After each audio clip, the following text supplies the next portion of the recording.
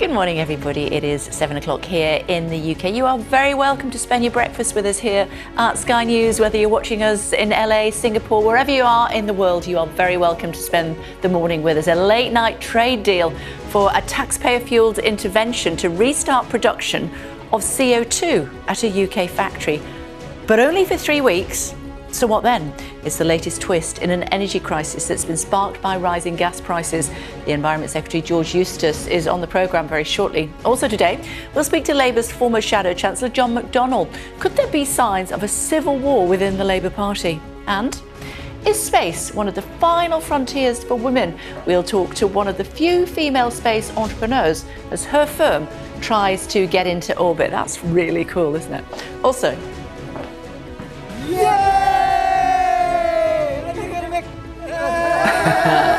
and the quest to reach uncharted territory. We'll speak to the young female explorer trying to go where mankind has never gone before. It's Wednesday, the 22nd of September. Pipeline Lifeline. The government does a deal to use taxpayer cash to restart production of CO2 at a factory producing the UK's supply, but only for 3 weeks. I'm in Cheshire at the second plant that produces carbon dioxide amid warnings of further food supply shortages in the next few months. And the business secretary is in the spotlight this morning as MPs prepare to question him over the energy supply crisis. A cosy fireside chat, but no sign of progress on a US trade deal, with UK ministers now considering joining the existing US-Mexico-Canada agreement. The war of words takes off. The boss of EasyJet tells Ryanair, focus on your own business, after Michael O'Leary says airlines will have to merge. We'll talk to Mr. O'Leary this morning. I'm here with a flotilla of fishing boats setting sail on the Thames as part of protests against industrial fishing. Toxic clouds of gas, thousands forced to flee their homes as a volcano on La Palma continues to erupt. Australia quake causes damage in Melbourne, shaking buildings to their very foundations.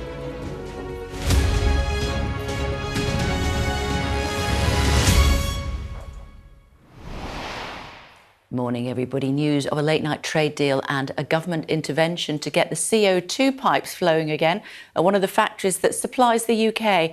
It's important as CO2 is used to help keep food fresh and also to deliver it. There have been warnings of food supply shortages. The deal will be funded by taxpayers and will restart production at a plant on Teesside and last for just 3 weeks. The other CO2 production plant is in Cheshire. It isn't part of the deal, so why not? Sadia Chowdhury is there for us this morning. Hello to you, Sadia. Good morning. So that plant's staying shut for now? Good morning. Yes, it is. This one is the second one that produces carbon dioxide. As you say, it's expected to remain closed. I had a drive around today. It looks very quiet. There are a few cars in the car park. Other than that, not much activity going on. But it is crucial that both of these plants start activity as soon as possible because, of course, as you know, they provide, as you said, 60% of the UK's carbon dioxide, which is required for all of those things that you just mentioned. The NHS uses it. It's used to keep food fresh. It's used in the humane slaughter of animals, for example. The deal, there's not much that we know about it other than that it is the government providing limited financial support towards CF Fertiliser, which is the plant behind me, in their running costs, and that is in order to keep that to get over that supply shortage of carbon dioxide. We know that it's going to be in place for about 3 weeks, and according to the Department for Business, Education and Industrial Strategy, that is so that the carbon dioxide market can adapt to the surge in global gas prices. It has been welcomed by many organisations, including the Food and Drinks Federation and also the British Retail Consortium, which in its statement last night reminded us that this isn't the only issue on food supply shortages. It says that the government must also address the shortage in lorry drivers. And just while we've got you, as far as the plant is concerned on Teesside, as you were saying, that one is going to reopen, but it's only going to be for 3 weeks, as you were also mentioning. So what happens after that? Do we actually know? No, we don't know what's going to happen after that, but it's going to have to do for now because, as I said, that these plants are responsible for 60% of that carbon dioxide that the UK relies on for all of those things: food production, food to get the animals slaughtered in a humane way, but also the NHS relies on it. Really, it's so crucial that both of these plants open, not just one, and then when they do, that they stay open. OK, and just before, so many questions for you this morning on behalf of our viewers, Sadia. Just remind us why we need this CO2 in order to transport food, but also at abattoirs and the like. Yes, so it's used by abattoirs for the humane slaughter, for stunning animals before they are slaughtered to be sent over to meat packing shops and places, meat packing factories and places like that. But it's also used in packaging to make sure that, you know, food can stay fresh on the long journeys that it takes to get to supermarkets. It's used for a whole array of things. As I said, the NHS also relies on it, and we know how much the NHS needs all of its supplies right now, even more so because of the pandemic. So it's quite crucial that both of these plants reopen as soon as possible. Great. Thanks very much indeed for the update. Thanks a lot. And we will be at the plant, of course, on Teesside later on this morning. Meantime, the government is saying that it's going to fund this American company, at least in the short term. The Environment Secretary, George Eustice, is with us. Hello. Tell us about this deal. Well, the challenge that we've had is, as everybody comes out of the pandemic, the whole world, there's a lot of disruption in supply chains, some issues with labour, issues with shipping, issues with logistics. And this latest problem is that due to rising gas prices, with a surge in demand for gas in parts of the world, these two plants have had to close because it's not been economic for them to manufacture the fertiliser. That in turn means that there's this big shortage of carbon dioxide, which is critical for use in the poultry industry, the pig industry, other food sectors, beverage sectors as well.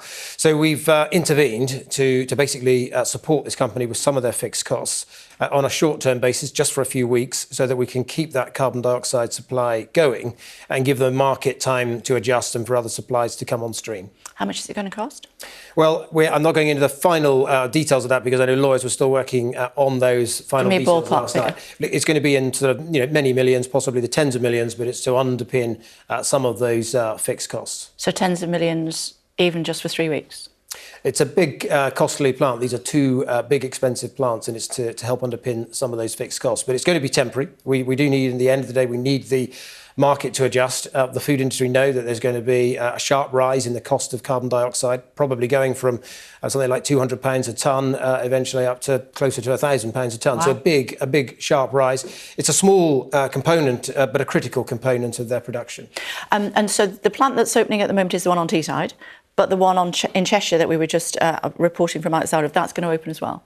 I understand that both of them are going to reopen to bring those supplies back online. The challenge we've had is there is another factory in the UK, but that's currently closed for maintenance. There's also another factory that we often get supplies from in Norway. That's also closed for maintenance. So we have this perfect storm of two plants closing because they don't have a market for their fertiliser, because prices have risen, and two other plants that are currently closed for maintenance. Once those plants reopen, then we'll be back into a properly functioning normal market. Could we not have seen this coming? Well, it's difficult to see this coming because we didn't foresee that these two plants would need to close. We've had a very sudden spike in gas prices. There's a lot of, as I said, turbulence in global supply chains at the moment as the world sort of comes out of the pandemic, comes out of lockdown, starts to get back to business as usual. We're seeing surges in demand for gas. That's having knock-on impacts that you can't always predict. And it is always the case, though, that carbon dioxide, there are a few big players involved in it. It's a chemical process. These are big chemical plants. It's not where you've got hundreds of players and an easily functioning market. You do rely on big capital investment, typically run by a few big companies. And has it been a happy deal, or have there been stern words? No, look, we've been pragmatic on this. We know that the truth is, if we did not act, then by this weekend, or certainly by the early part of next week, some of the poultry processing plants would need to close. And then we would have animal welfare issues, because you'd have lots of chickens on farms that couldn't be slaughtered on time and would have to be probably euthanized on farms. We'd have a similar situation with pigs. So there would have been a real animal welfare challenge here and a big disruption to the food supply chain. So we felt we needed to act. Yeah, almost as if you're knee-jerking to these problems, though, rather than actually getting ahead of them. You knew that 2 plants were going to be closed for maintenance. You knew how much we needed this CO2, and yet we found problems with the supply chain before you've acted, I suppose, is what some people would say. Well, we've acted before that problem presented itself. Had we not acted... really, have you? Because, well, I think we have, because... There are some empty shelves, and we've seen pig farmers and other people on the news saying these pigs should have been already at market and we can't move them because we can't have them euthanised. Well, look, we have a free market economy, and that's right. As a general rule, we believe that the market should adjust to these and that companies should come in. This, in some ways, is an exceptional set of events where we've got 2 plants that are closed for maintenance. That's coincided with 2 other plants that have closed because they don't have a market for their goods. We couldn't foresee that. We do know that carbon dioxide is a critical ingredient. We had previous issues, for instance, in 2018, but it is the reality that because it's a byproduct of a major chemical manufacturing process, there are a few big players that control and dominate this market. And that won't change when you have these sorts of processes that rely on heavy capital investment. OK, just final thought on that before we move on to other things. You said that the deal's still being ironed out with the lawyers. Has production started again? It won't have started yet. It will take, I understand, probably about 48 hours to get these plants up and running properly. But obviously, we'll be working very closely with CF Fertilisers, the company involved, to ensure that happens as soon as possible. An American company, our Prime Minister, of course, over in America at the moment. He's not coming back with a trade deal, despite the fact that he was pretty confident that he would be able to. It does really look as though we are at the back of the queue, doesn't it? Well, look, President Biden's always been clear that trade deals are not really a priority for him at the moment. But look... Not with us, certainly. Well, we've done 60 trade deals, including an agreement in principle with Australia, an agreement with Japan, which is a very important trading partner. We still very much hope to be able to put together an agreement with the United States. When? Well, look, we're not putting timescales on it. It's always better to get an agreement. We have achieved... You need one before the next election, don't you? We don't need one before the next election, but obviously we would like one. Are you confident of getting one before the next election? We are confident that we will get one at some point, but it's just not a priority for the US administration. It is for us, though, isn't it? It is for us. And don't we have this special relationship still? Well, if you look at what we have achieved with the US, we have made breakthroughs on things like whiskey, where we've dealt with the tariff issues. We've got access now for British beef, which is the first time in decades. That's something we secured recently. We are in negotiation with them to get access for British lamb. So alongside the bigger comprehensive free trade agreement that we'd hope to do at some point, there are a lot of individual agreements on individual products where we're making some good progress. You said we would have hoped to do that sort of... in the past, or are we still pretty confident that we will get that deal at some stage? The PM's been But we can't clear. say what sort of timeline. We want to do a trade deal with the United States. We've always been clear on that. We've never put a timescale on it. What are the sticking points? It's just not been a priority for the US administration. I think President Biden's been clear. Was clear during his election campaign that trade deals, weren't going to be a priority for the early part of his administration. But he is doing a trade deal, of course, isn't he, with Mexico and also Canada, and we're quite keen to piggyback off the back of that. How would that work? Well, look, we don't rule anything out. Our preference is that we have a bilateral trade agreement with the United States. And obviously, we're also joining the CPTPP partnership in Pacific. And we're getting into acronyms early in the morning. Yes. Well, it's essentially a trans-Pacific partnership. That's an agreement with a group of like-minded countries. It's possible that the United States will be getting on board with that as well. So look, we're making progress on trade deals in many areas, 60 trade deals in place, including, as I said, with But particularly this Canada, Mexico, America deal. Do we want to get on the back of that one as well? Well, we don't rule anything out, but obviously with any trade deal, it's the detail that counts. Our preference is to do a bilateral trade agreement with the United States.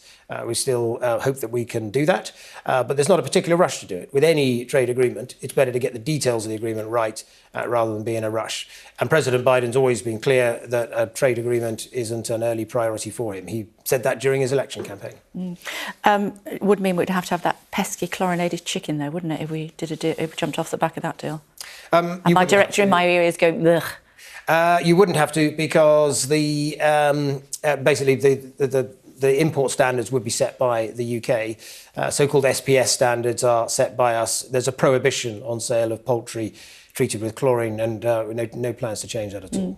What the President is quite keen on is making sure that the Northern Ireland trade agreement continues as it is now. I mean, how important is it that a US President should be involving himself in internal trade issues in Northern Ireland? It's not got anything to do with him. Well, look, the United States obviously was involved in putting together the Belfast Agreement. So to be fair to him, he feels that the United States has... Northern Ireland Agreement, as we know. The Northern Ireland Agreement, he feels he's got a role in that. But what we want to help them understand is that what we are proposing in terms of our changes to the way the Northern Ireland Protocol works is all about upholding the principles of that Belfast Agreement, where it's about protecting the place of Northern Ireland within the UK, as well as making sure there's no border on the island of Ireland. So the provisions that we're putting forward, the proposals we have, are actually all about safeguarding peace, stability in Northern Ireland and that Belfast Agreement. US President disagrees. Why is he wrong? Well, I think he's probably at the moment just reading the headlines, reading what the EU is saying, reading what Ireland might be saying, which is that they would like the Northern Ireland Protocol to work in the way that the EU envisaged. We think he's wrong, because the truth is that unless we have a sustainable solution that enables trade to continue between GB and Northern Ireland, then we are going to have issues, and that itself would become a challenge to the Belfast Agreement. So those who believe, as we do, in the hard-won peace and stability in Northern Ireland have to make the Northern Ireland Protocol work on a sustainable basis. And that's why we have to revisit some of these provisions around the way it's interpreted. And could it be a bargaining chip for a trade deal with the US? No. The reality is that it's for us to work out how we make the Northern Ireland Protocol work. So he should butt out, really. It really has nothing to do with him. Well, it's not a bargaining chip in a trade agreement, but it's legitimate for him to have a view on it, obviously, and express that view. And we'll obviously explain to the United States that effectively what it's tantamount to saying that potatoes grown in one part of the United States can't be sold in another part of the United States. I think when you explain some of those provisions in detail, it is understood by the US government that clearly doesn't make any sense, and therefore should be revisited. I'm guessing he knows all of that. Well, look, it's a very complicated piece of agreement, the Northern Ireland Protocol. I'm not sure he does fully appreciate all of that. We're obviously doing what we can to help the US government understand that. But principally, look, this is an agreement between the Northern Ireland Protocol is an agreement between the European Union and the UK. The EU said that they're open to engagement, discussion about how we can make it work. What are we going to do about these pesky protesters on the M25? Well, it is dangerous, the protest activity they have. And sometimes deeply frustrating for motorists. Very people frustrating. Trying to get to work. Of course, very frustrating when people are trying to get to work, go about their business. There has been a robust police action so far to date. I know that early on some questions were raised. Yeah. But what did you think about them? Say, is there anything that you need? Well, to be fair, my understanding is that some of those protesters had glued themselves to the road. The police do have a duty of care in that sort of situation. But there was some robust activity to remove those protesters. But the problems continued. We are seeking to take legal action today. We're supporting Highways England in that. What will that look like? Well, I understand they're seeking an injunction that would give powers to the police to be able to act preemptively should that be necessary. OK, and what about these people that we're seeing them being dragged off the road as we speak? Some of those people go back day after day after day. How are we going to stop them doing that? Well, that's why we're seeking from the courts some, strengthened powers to deal with this particular incident. We do have legal processes around these. The right to protest is very important. We protect that. But obviously, when that protest is posing a threat to the safety of others, we've also got a duty to act. And the police are acting and acting robustly in this case. And they could find themselves with their liberty being removed from them? I mean, some of these people are reverends, aren't they? They're people of the cloth. Yes. Well, look, it'll depend on the terms only injunction that a court's granted. And but what would you like it to see? Well, we're taking legal action, I understand, to seek an injunction that would give the police stronger powers to be able to intervene, preemptively to stop these protests happening, so that you're not getting a situation where you have to wait for them to sit on the road, cause chaos, and then have to remove them after the event. OK, but what if they do, and what if they ignore that, they continue to go and sit on the road and cause all sorts of problems for hours and hours and hours for people who are trying to go about their business? What should happen to them? Well, look, it'll be at that point. Well, the truth is that if people are acting against a court order, then there's a contempt of court element to that. But look, I'm not going to get into those hypotheticals. It would be for the law officers and legal advisors in government to advise what should happen at that point. But obviously, people should abide by court orders. If they fail to do so, then they're potentially acting in contempt. How frustrated would you be if you were trying to get somewhere, like come and chat to us on a Wednesday morning at 7:05 and the motorway was closed and people were just sitting in front of your car? Yeah, deeply frustrated. So I can understand how frustrated people are. The government understands that. I know that my ministerial colleagues in both the Home Office and in the Transport Department have been really on the case with this, talking to the police, liaising with the police. And I think what we've seen in recent days is some quite robust police action to deal with this protest. And you support that? Yes. Great to talk to you. Thanks so much indeed for joining us this morning. Thank you. If you'd like more on our interview with Mr Eustice, then you can watch it on Catch Up, of course. And if you prefer, you can watch it on Twitter right now. You can catch up with some of the shorter version of that on my Twitter account, I should say, at Kay Burley. Or you can go to YouTube as well. We've got a channel there for you too. No, they may have had a cosy fireside chat, but there were no signs of progress on a post-Brexit trade deal between Britain and the United States. Just talking about that, weren't we, as Boris Johnson met Joe Biden. Talk today, though, that UK ministers are considering joining the US-Mexico-Canada agreement. Here's Beth Rigby with more. 4 years since a British Prime Minister came to Washington, Boris Johnson here now and very happy about it. And with some reason to be enthusiastic, the US back in the UK's international push to address climate change and lifting the ban on Brits visiting the States.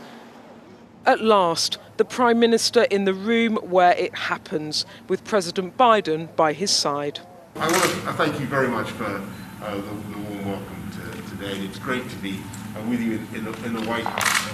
And this is a very important trip for us in the UK, and we've seen some great progress just in the last period. But discord too in one key area, the signing of a free trade deal. Little progress has been made. And an Irish-American president with a clear warning to the man by his side. Don't allow tensions over post-Brexit trade rules to destabilise the Irish peace process. President Trump said that the UK was in front of the queue when it came to a trade deal. You seem to have a different approach. Is that because of your heritage, your concern about the Irish protocol? Is that what's holding it back when it comes to doing this deal with the UK? There are two separate issues. On the deal with the UK, that's continued to be discussed. But on the protocols, I feel very strongly about those.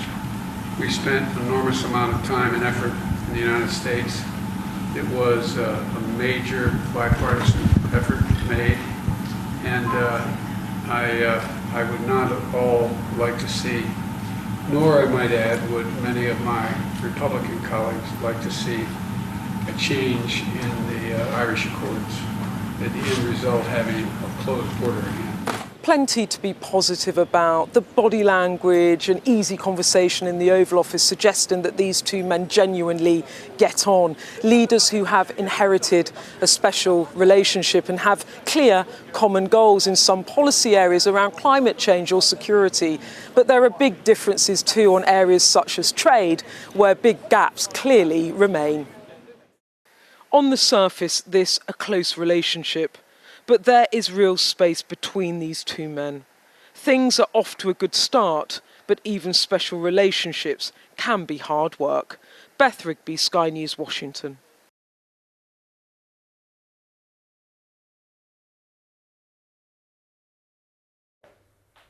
Still to come on the programme for you this morning, relatives of those who died in the Grenfell Tower fire are calling for an investigation into discrimination they allege was suffered by those who lived there.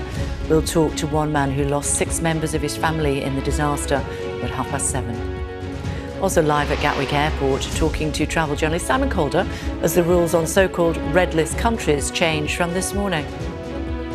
And at 7:45, we'll speak with the Spanish Red Cross in the Canary Islands, who are helping thousands of people forced to flee their homes following the volcano eruption on La Palma. In other news, the Australian city of Melbourne has been hit by an earthquake overnight. The tremor was caught on camera during the Australian Broadcasting Company's morning breakfast show, with programmes continuing eventually as normal.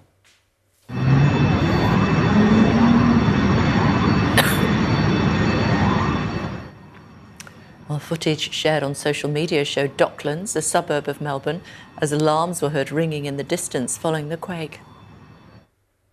Shaking also caught outside the city as skiers coming down Victoria's Mount Buller felt the impact of the quake. Oh my goodness me, can you imagine being in a cable car and feeling that? Wow. There are no injuries reported though, but there was some damage to buildings with bricks falling onto the streets and power lines knocked down. In other news for you this morning here on the Breakfast programme.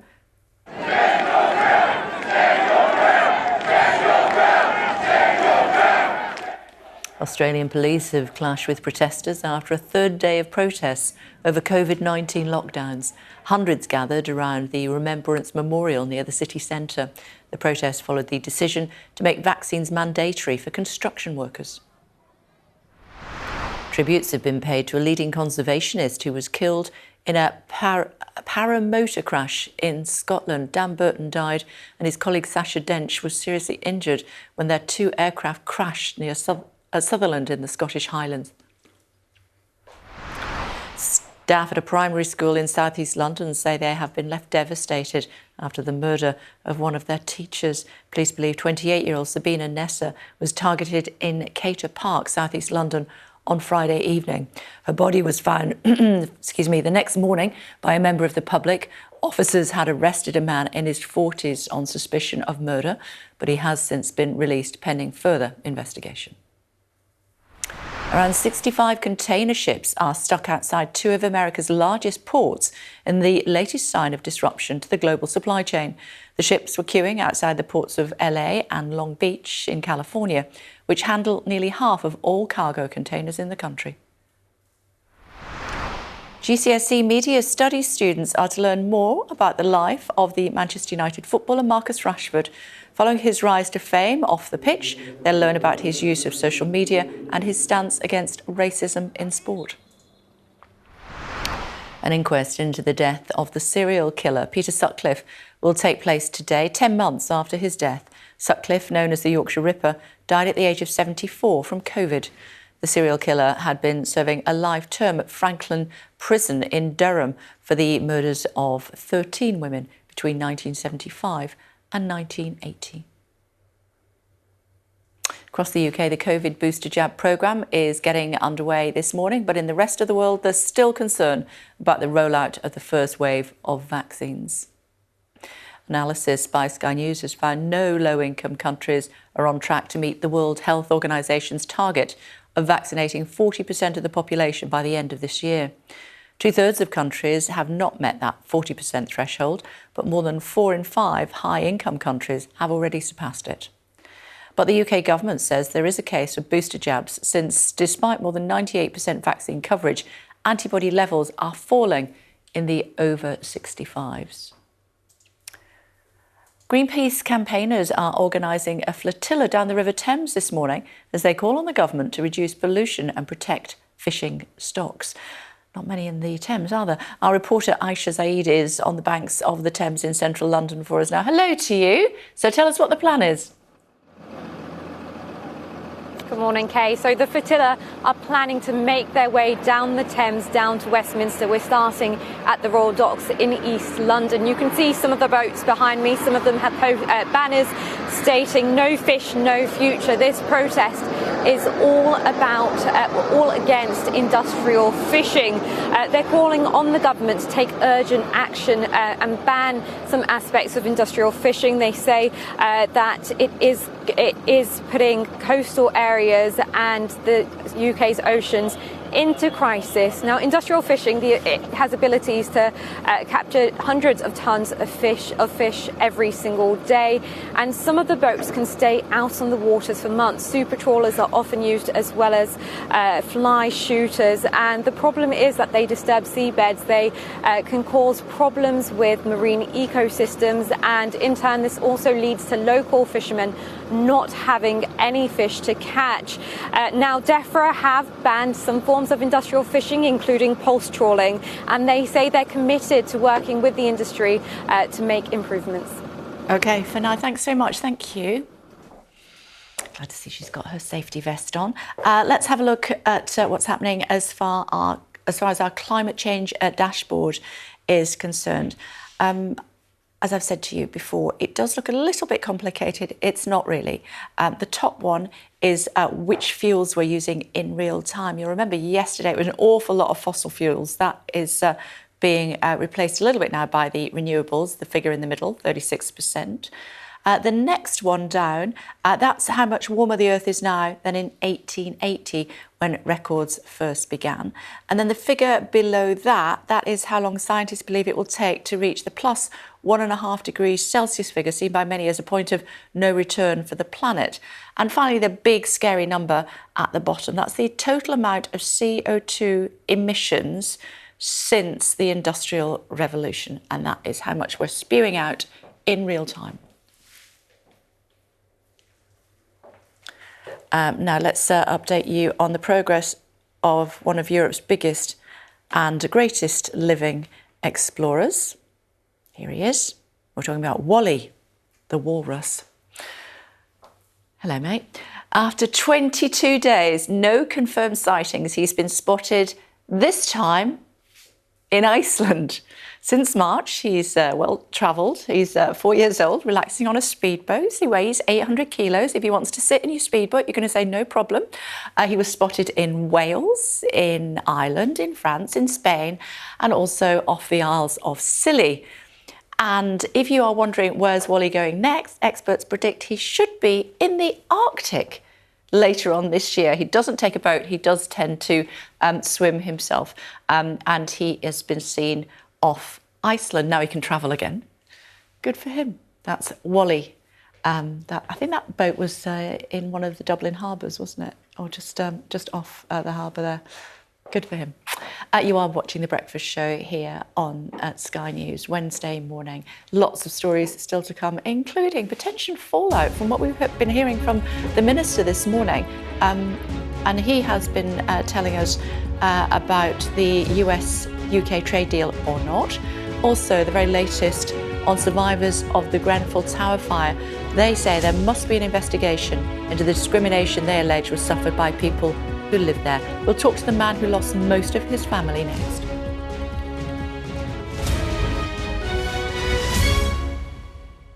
More than £10 million of taxpayers' money is to be spent reopening 2 carbon dioxide plants in England. The government says it's providing help following a drastic rise in gas prices and a fall in global production. The Environment Secretary George Eustice said the government would be providing large-scale support for factories in Cheshire and on Teesside. It's going to be in sort of many millions, possibly the tens of millions, but it's to underpin some of those fixed costs. So tens of millions, even just for 3 weeks? It's a big, costly plant. These are 2 big, expensive plants, and it's to help underpin some of those fixed costs. But it's going to be temporary. We do need, in the end of the day, we need the market to adjust. The food industry know that there's going to be a sharp rise in the cost of carbon dioxide, probably going from something like £200 a tonne, eventually up to closer to £1,000 a tonne. Wow. So a big, sharp rise. It's a small component, but a critical component of their production. And so the plant that's opening at the moment is the one on Teesside, but the one in Cheshire that we were just reporting from outside of, that's going to open as well? I understand that both of them are going to reopen to bring those supplies back online. And that within the next 48 hours. Our political correspondent, Tamara Cohen, is standing by for us this morning. I know you're going to be hot-footing it back here in just a second, Tamara, but talk to me about this, first of all. It's a lot of money for a very short period of time. It is, but the very real prospect of shortages on the supermarket shelves, even nuclear power plants having to close down, was what the government was acting on. And so late last night, the business secretary, whose department I'm outside at the moment, did a deal with CF Industries, the American firm that runs these two, as we've been finding out, incredibly crucial fertilizer plants that provide much of our carbon dioxide that's so important for all this food and drink production and keeping our energy supply going. So they're hoping that those tens of millions of pounds will be worth it. Only one opening at the moment, but the government believe, I'm told, that is enough to keep things going in the short term. What happens after 3 weeks is still unclear, though.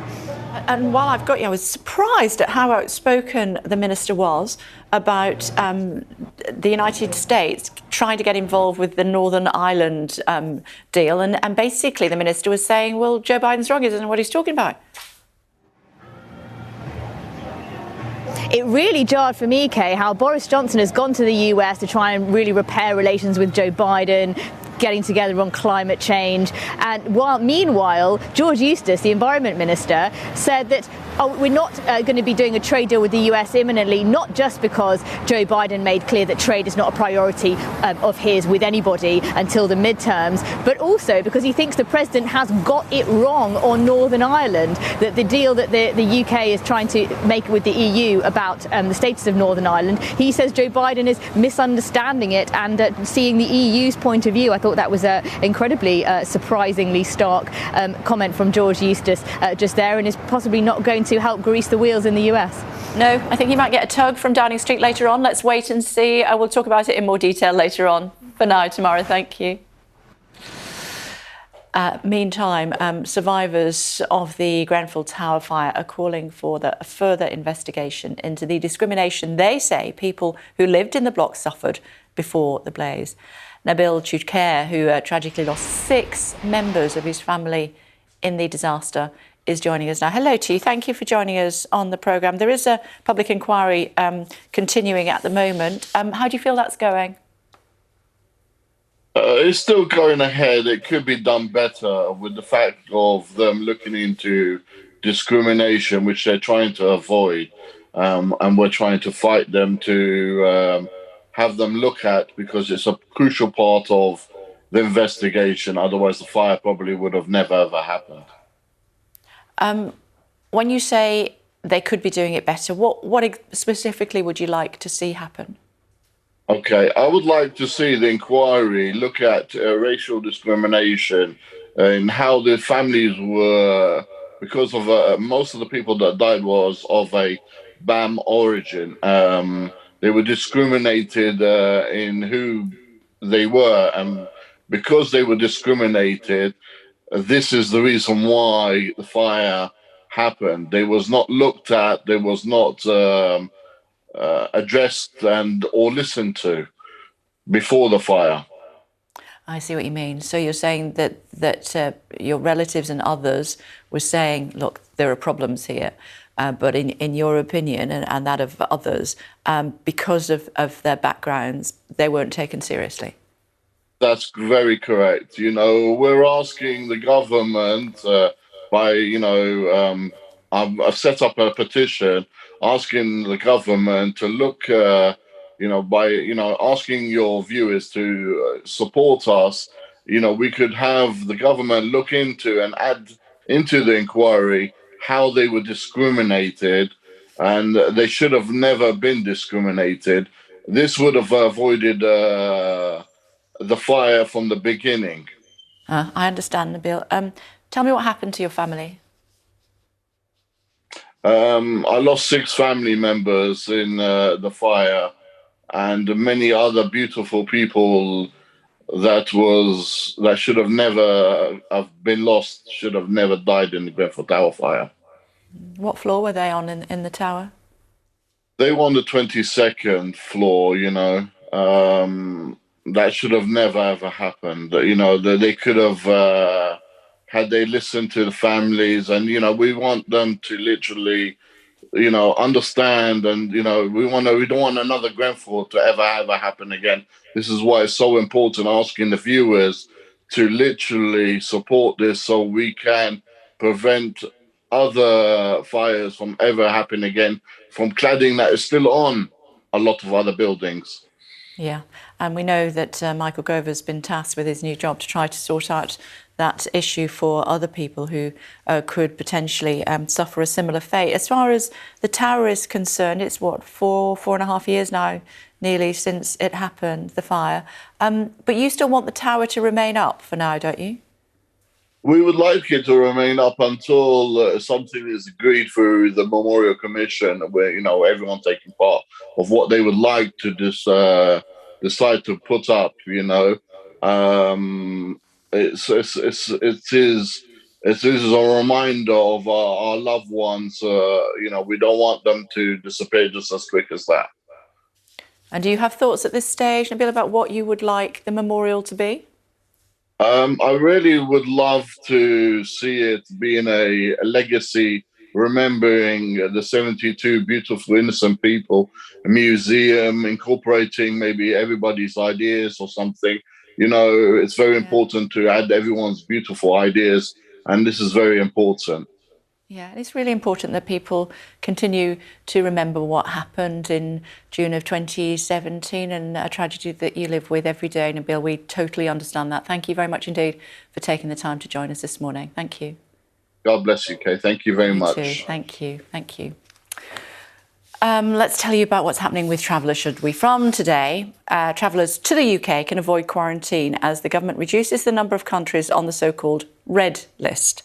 Joining us now is Simon Calder, travel editor at The Independent. Hello to you, Simon. Good to talk to you. Thanks for joining us this morning. So what's changed from today? Well, instead of having 62 countries on the red list, we now have 54, because overnight we saw Sri Lanka, Pakistan, Bangladesh, Oman, the Maldives, Turkey, Egypt and Kenya all disappearing from the red list. They are now moved to the amber list, from which you don't need to self-isolate, assuming that you have been fully vaccinated. And that's tremendous news for the people arriving here at Gatwick Airport this afternoon from Istanbul. And it's also going to spur a great deal of interest in travelling to Turkey in particular for the half-term holiday next month, and possibly also Egypt for some winter sun. However, half of those countries, including Egypt, the Foreign Office still warns against travelling to because of high levels of COVID-19. So it doesn't sort of feel very joined up. And the other important news is that if you're watching this from your quarantine hotel at Heathrow Airport or wherever, I'm afraid you're staying there, even if you come back from one of those countries, until you have finished your sentence. So going in the right direction, but we still have 54 countries on that red list, compared with Germany, who have no countries on their red list. The UK looking a bit of an outlier.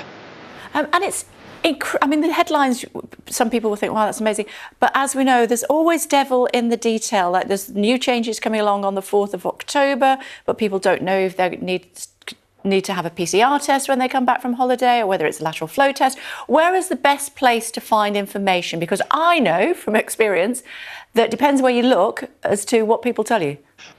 Oh, sure. Yeah, it's an absolute mess. It's incredible to think, Kay, that in October alone, coming into England alone, there will be 3 different policies. Now, of course, you can find out the latest on the government website, but it is changing very quickly. So up to the 4th of October, if you're fully vaccinated, then you've got to take a test before you fly into the UK, and another one after you arrive. Once the 4th of October arrives, you won't need to take that test before you fly. You will still need to take a PCR test on the day you come back, or one of the 2 following days, until some unknown date in late October, when that PCR test becomes a lateral flow test. I can tell you that the traveller is confused. The airlines and the holiday companies are absolutely furious, as are the travel agents, who are doing their absolute best to explain these rules. But there's still a great deal of incoherence and chaos, which actually led the boss of Gatwick Airport yesterday to tell MPs that his airport had been hardest hit of any major European airport. This used to be the busiest single runway airport in the world. While there's plenty of flights actually going off this morning, mostly to Spain, to Croatia, to Malta, to Greece, it's still nothing like what it should be on a sunny September morning. Yeah, and Which magazine, apparently some of their investigators ringing airlines and they're being given the wrong information at least half of the time, to the extent where people couldn't get on aeroplanes because they'd got the wrong information. And that was from the airlines themselves. How frustrating would that be when you get to the airport with all the kids and the luggage and goodness knows what else? Tell me about NHS certificates. They're not recognised in the EU at the moment. So when people read, going to Portugal, and it says, oh, you don't need anything if you've got an EU certificate, that doesn't mean an NHS certificate, does it? No, it doesn't. And it's so sad. I've talked to people at Gatwick and other airports working here who say it's particularly Portugal, where you've got, because we've left the EU, you have to have a test before you fly. Many people will see when they look at the regulations, and it's always good. I start off by looking at the Foreign Office and what it says about the country. Then I go to the country's own website to make doubly sure. And on the Portuguese one, it says if you've got a EU digital COVID certificate, you do not need to provide a test. And lots of people will see that they've got a QR code on their phone, and it's it looks pretty official. Well, it is, but unfortunately, we're not in the EU. It doesn't count, and you do have to have a test as well. And belt and braces, what I do is wherever I'm travelling in Europe, I always show my NHS COVID pass letter, which you have to request to be posted to you. But lots of officials at airports, lots of people running cafes, restaurants, museums are delighted to see that as proof that you have been double jabbed. It's still very tough to be a traveller. Things are getting easier, but in a fairly incoherent and difficult to predict way. Yeah, it certainly is. And thank you for clarifying that situation for us, Simon. Oh, just before I let you go, do we know whether the NHS certificate will be accepted anytime soon in Europe? Are they looking at it? Well, it all depends who you talk to. The government says it's working at pace to get this set up. And some places like France, you can actually get the NHS code to work on their local Tous Anti-Covid app, which is good. But elsewhere, it's a matter of crossing your fingers, hoping for the best, bring lots of piece of paper, and don't rely on your phone battery because it will probably run out. Very good point, Simon. Thank you very much indeed for the explanation. Thanks a lot. So a lot of red list countries coming off the red list, as Simon was telling us, from tomorrow. If you want to check the list, of course, you can see it online at skynews.com. But it is still incredibly complicated. Go to the government website to start with and then take it from there. But make sure that you've got everything you need before you fly, because they will turn you back at the airport. Let's have a look at the air quality. Did you know that if we all work together, we can really make a difference to the air pollution around our schools? Yeah, we should really do that. High pressure hangs on in the south, where after a misty, foggy start, we'll see some bright sunny spells. But it's wet and it's windy over the far north of Scotland, and that rain belt, though narrow, is going to work its way southwards through the course of the day. Temperatures still reaching a high of around 23 degrees Celsius in the far south. That's 73 degrees Fahrenheit. In terms of air pollution, we're looking at low levels across much of the country. But with those light winds and fog, we could see one or two pockets of moderate pollution in the far south. The Air Quality Report, sponsored by Philips Air Purifiers. Look at these dramatic pictures. They've been emerging of the volcanic eruption on the Canary Islands. Excuse me, a bit of a tickly throat this morning for you. Estimating more than 6,000 people have now been forced to leave their homes. My goodness me, how dramatic. Wow. This was a scene as a swimming pool on La Palma was overwhelmed by lava. Residents have been ordered to leave dozens of villages and towns after a new crack emerged in the Cumbre Vieja volcano. 4 earthquakes hit the island shortly after the new eruption vent opened. Those are pretty dramatic pictures. Going to be talking to the Red Cross on the island soon. And this is the scene on La Palma this morning. Marine authorities have established an exclusion zone of 2 nautical miles and say they think lava will reach the Atlantic Ocean. Joining me now is Daniel Losada from the Spanish Red Cross Emergency Response Unit. Hello to you. Thank you for joining us this morning. How bad is it there? Hi, good morning. How bad is the situation? Hi. Sorry, I couldn't hear you. The situation right now is in calm because the evolution of the volcano is stable, but we have problems with information because the scientist committee can give us more information about how to develop this eruption. Yeah. And what sort of support are you having to offer people on the island, Daniel? Because some people have had to leave their homes, haven't they? Yes, the Spanish Red Cross has different capacities deploying the island. The main capacities that we have right now is shelter device here in the main city in Santa Cruz. Right now we have no much people. It's 140 people right now in the center. But these people that can have any refugee or any shelter with other family or with other people that can give them to cover this need. The other capacity that we have deployed are our national response teams, especially in the psychosocialist support. And we are supporting at the government with the logistic with our teams in logistic emergency. And what about tourists? What is happening to tourists on the island, Daniel? The tourists of the island mainly they are in Tenerife because they have to be moved to the other island, and the government say to the operation agencies that they can be in the island if it's possible, and the people is safe, and they have their needs covered. Yeah. Do we know how much longer it's going to be a problem for? If we talk about the volcano eruption,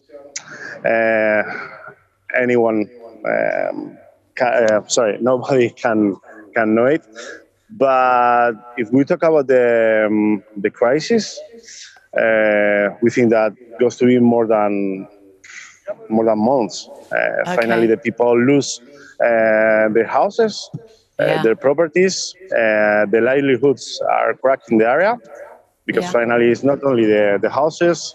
Here, there are a lot of banana enterprises. Daniel, we're going to have to leave it there. I'm so sorry, but thank you very much indeed for joining us on the programme this morning. Gracias.